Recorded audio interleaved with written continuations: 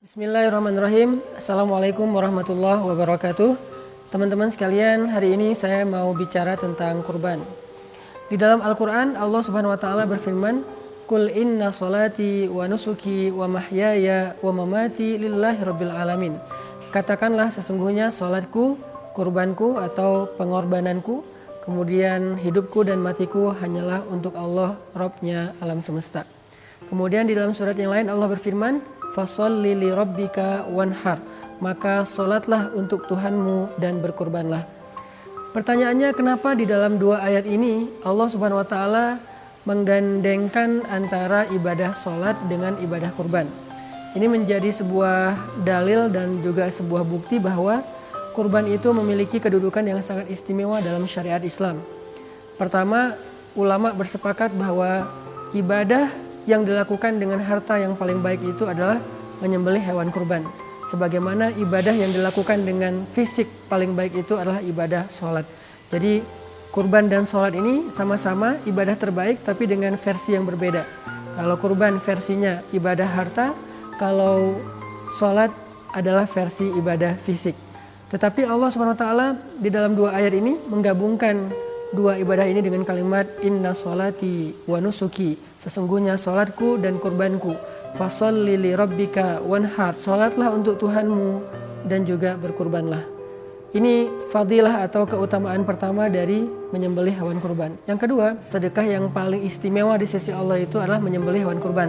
Sampai sebagian ulama berpendapat menyembelih hewan kurban bagi yang punya kemampuan itu hukumnya wajib. Walaupun ini bukan pendapat mayoritas ulama, tapi sampai ada yang berpendapat demikian karena memang ayat-ayat tentang kurban ini cukup tegas dan juga cerita tentang kurban ini luar biasa.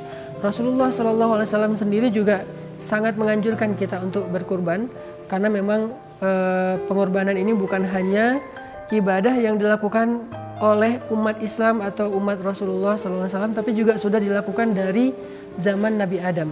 Sebagaimana sholat, sebagaimana ibadah haji itu adalah ibadah-ibadah yang usianya tua sekali di antara para anbiya, maka ibadah hewan kurban juga ibadah yang cukup panjang sejarahnya, bahkan dimulai dari sejak zaman Nabi Adam alaihissalam.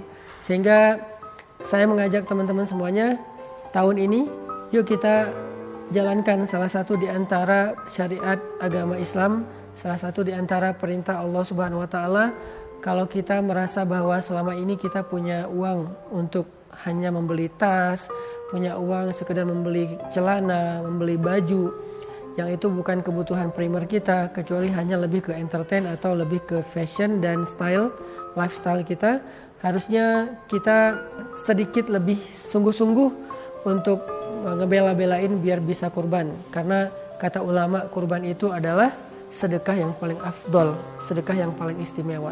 Dan buat teman-teman yang pengen berkurban tahun ini, kita punya program di Pemuda Hijrah, Kurban Tebar Senyum. Artinya dengan hewan kurban ini kita nanti insya Allah akan menyalurkannya, mendistribusikannya kepada teman-teman yang jadi binaan dakwah kita, baik dari komunitas maupun secara personal. Dan lewat program Kurban Pemuda Hijrah ini juga kita pengen nanti sebagian dari hasil keuntungan dagang hewan kurban ini akan kita pakai untuk membangun asrama tahfiz Al-Quran di pesantren Pemuda Hijrah. Terus buat teman-teman juga yang tahu mungkin tentang program ini, mungkin sebagiannya udah realize juga bahwa program ini bekerja sama dengan rumah yatim, yang artinya banyak dari kebaikan kurban ini insya Allah juga akan dipakai buat membahagiakan adik-adik kita, anak-anak kita yang ada di dalam binaan rumah yatim. Mudah-mudahan tahun ini Allah Subhanahu wa Ta'ala memberikan kita kenikmatan syiar Islam lewat berkurban, sebagaimana kurban ini dicontohkan oleh Rasulullah SAW dan diteladani oleh banyak sahabat dan juga banyak kaum muslimin sampai hari ini. Barakallahu fikum.